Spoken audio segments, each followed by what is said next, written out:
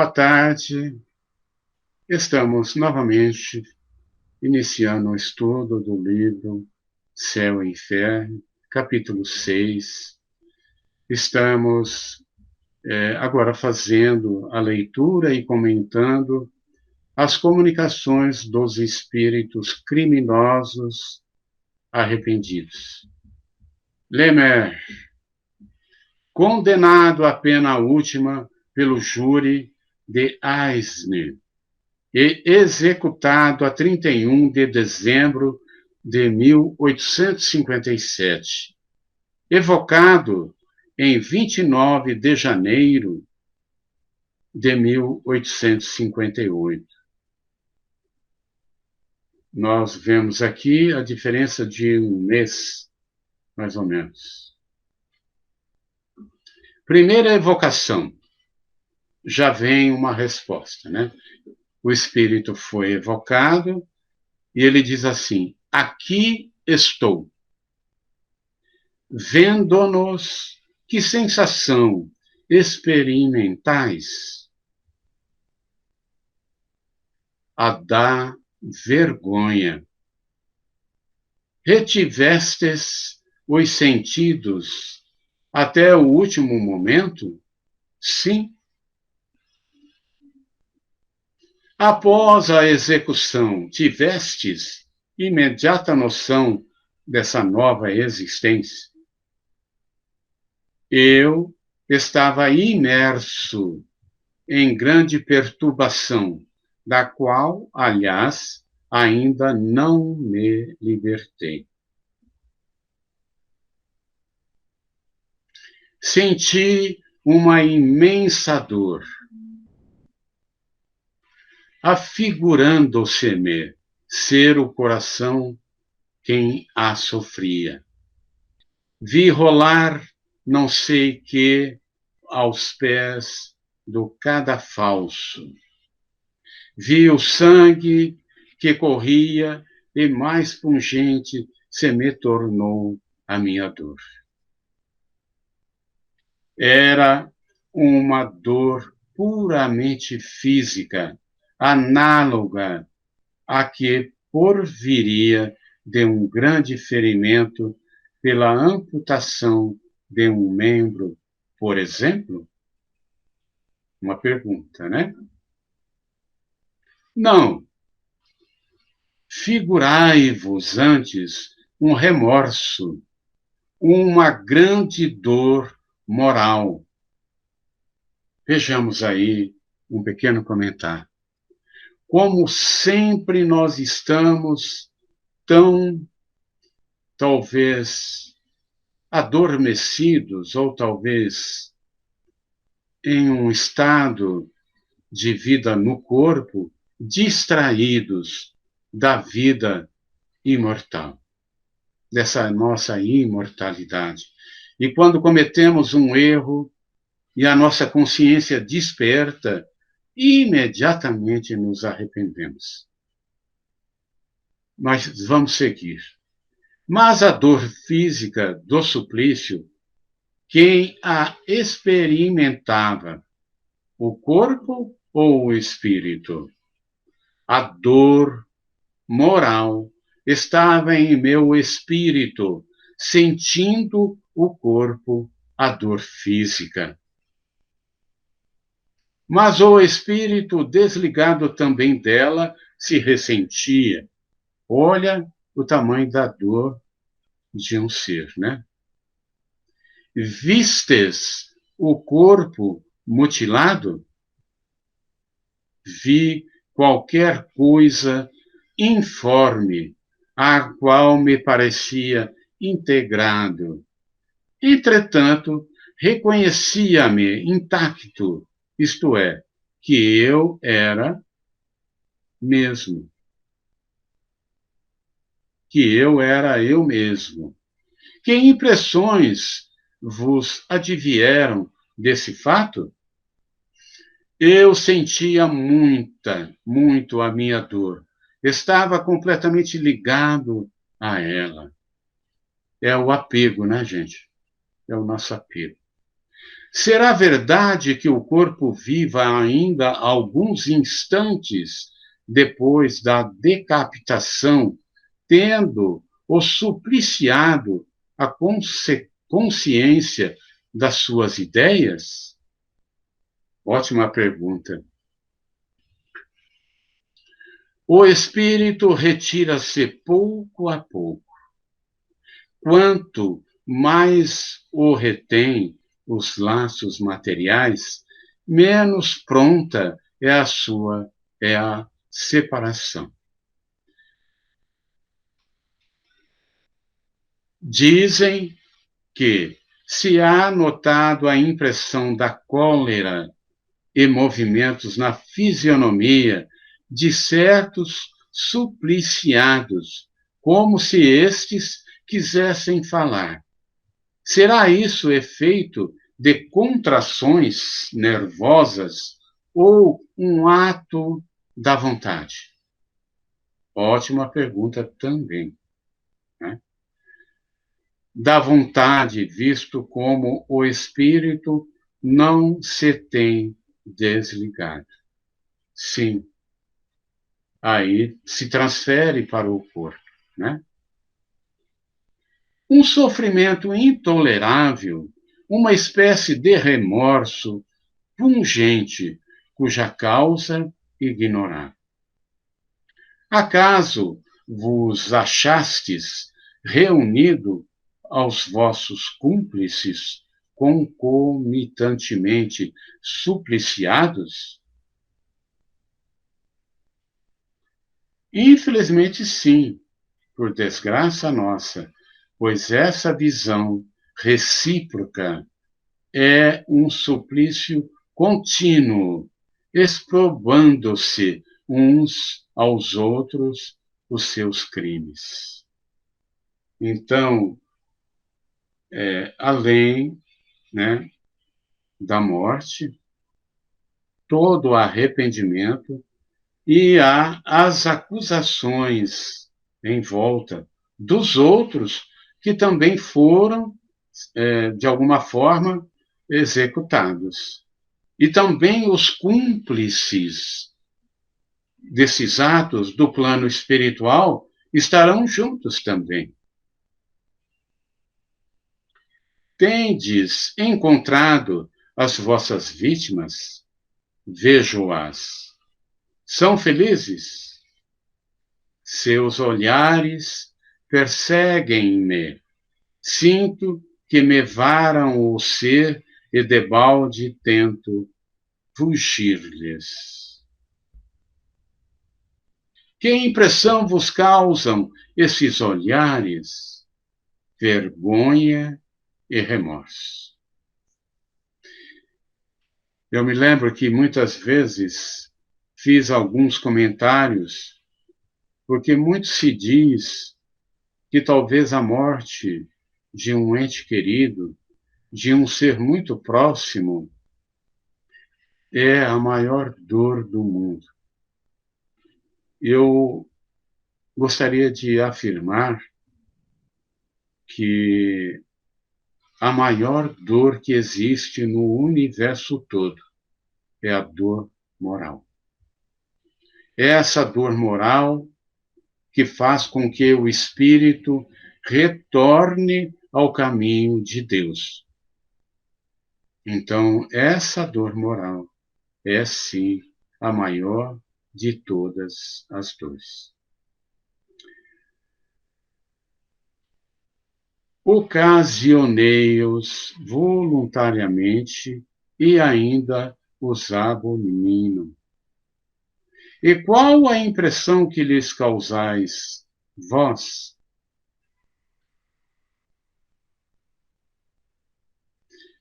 Piedade é sentimento que lhes apreendo a meu respeito.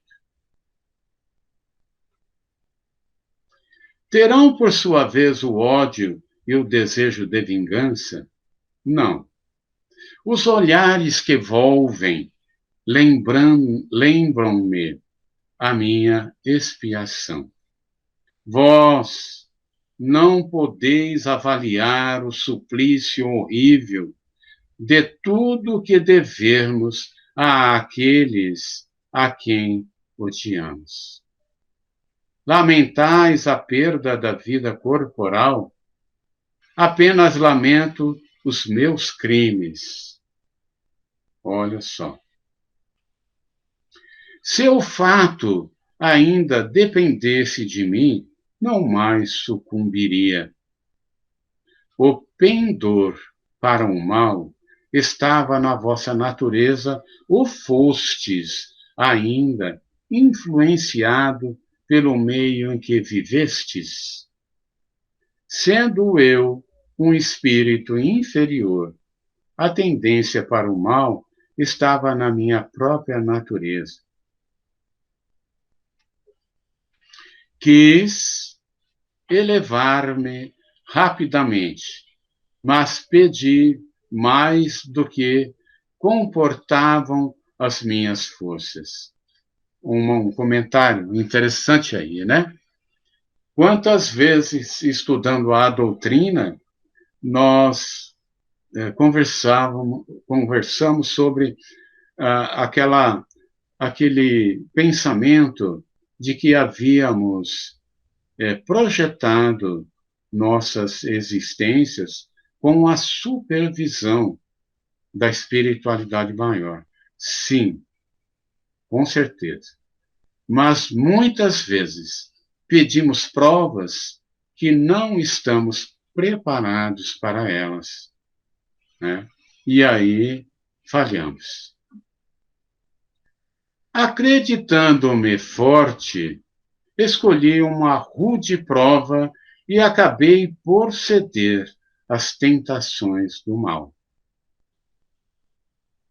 Se estivesseis recebido são os princípios de educação.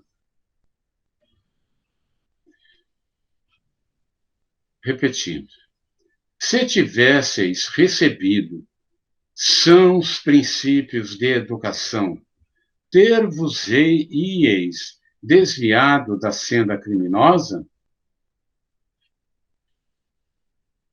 Sim, mas eu havia escolhido a condição do nascimento. Acaso não vos podereis ter feito homem de bem? Um homem fraco é incapaz tanto para o bem como para o mal. Poderia talvez corrigir na vida o mal inerente à minha natureza, mas nunca me elevar à prática do bem. Eu penso que a resposta do Espírito aqui não é uma resposta correta, porque sempre teremos a liberdade de fazer aquilo que quisermos. E tendo fraqueza ou não, cabe a nós fazer a escolha das nossas ações, né? Quando encarnado, acreditáveis em Deus? Não. Isso já responde, né? O nosso comentário. Mas dizem que é a última hora que vos... Mas dizem que à última hora vos arrependeste. Porque acreditei num Deus vingativo, era natural que temesse. E agora o vosso arrependimento é mais sincero? Pudera. Eu vejo o que fiz. Que pensais de Deus, então? Sinto-o e não o compreendo. Parece-vos justo o castigo que vos infligiram na terra? Sim. Agora ele está olhando como justo, né? Esperais obter o perdão dos vossos crimes? Não sei.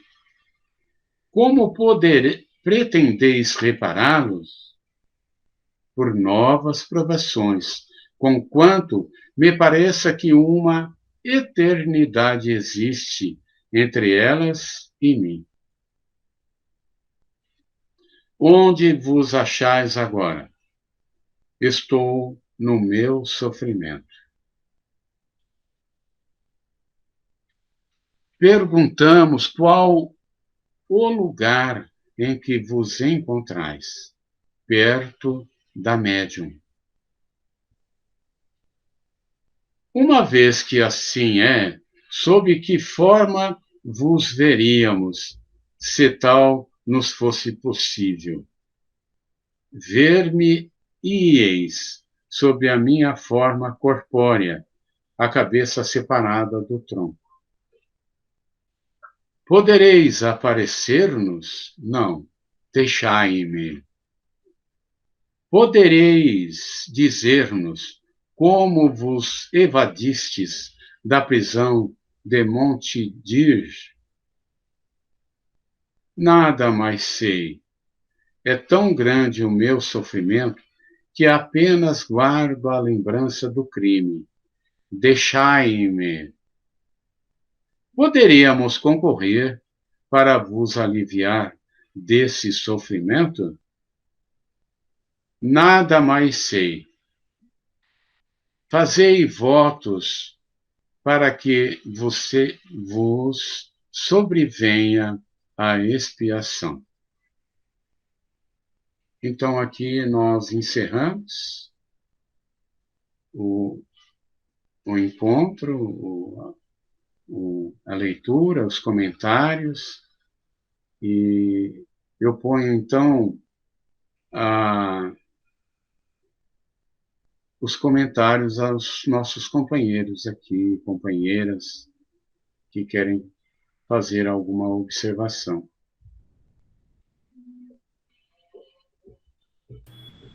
Eu fiquei com uma curiosidade nessa última parte, em que perguntam para ele se ele pudesse se tornar visível para eles, que forma eles veriam, né? E ele fala que seria a cabeça separada do corpo. Eu achei curioso isso aí. Eu queria que explicasse melhor. Ele se imagina assim, né? Porque ele ainda está ligado ao corpo. Então, ele se imagina assim. Mas, muitas vezes, a vibração do espírito é tão grande que é difícil sair daquela situação, daquela vibração, né? A gente muitas vezes viu em trabalhos mediúnicos alguém que morreu afogado sentindo as sensações do afogamento ou da queimadura, né? E assim é com ele também, né? Mais algum comentário que alguém queira fazer?